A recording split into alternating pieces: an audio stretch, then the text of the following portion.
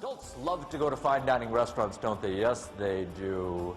Because they have puff pastry. Man, everything is good in puff pastry. But do children like to go to fine dining restaurants? They don't want no... They want to go where? Exactly. They want to go to McDonald's. And so Rick is walking by one of the in the restaurant. It's not part of his job description, but he hears the parents trying to convince this child to have something like lamb chops. Okay, yes, exactly. And so he stops, introduces himself to the parents, and then immediately begins talking to the young child. And he says, well, tell me, what is your favorite food? He says, hot dogs. Rick says, oh, no, it can't be hot dogs. He says, yeah, it is. Yeah, it's hot dogs. Yeah, it is. Rick said, I just can't believe it. Hot dogs. Because we just happen to make the very best hot dog in the entire world right here at Beverly's. Well, the parents are looking at the menu like, where does it say hot dog? How do you spell hot dog in French? Because do they normally make hot dogs at Beverly's?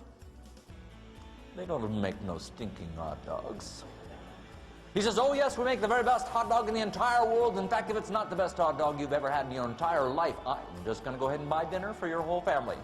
Parents are like, 2 points for you. Gotta like that. And so he goes into the kitchen. You know how sometimes you're really excited about an exciting new thing you're going to do for a customer or co-worker, and your other co-workers are not so enthusiastic about the idea. Then he walked into the kitchen with a big 5-star chef hats. And he says, you know what we're going to do? We're going to make the best hot dog in the entire world. And they looked at him like, you fell down again, didn't you?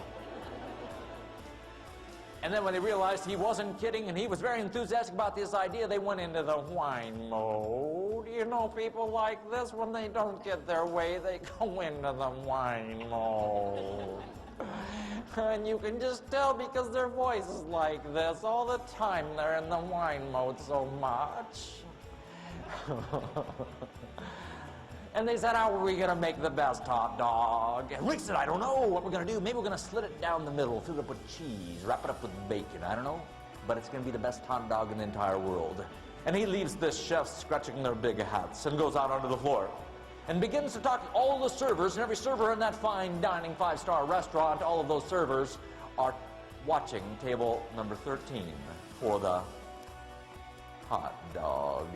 And pretty soon, all of those servers in that fine dining restaurant are all talking to all of the tables in the restaurant. And instead of looking out at the beautiful lake in front of them, they're all looking over at table number 13 for the hot dog.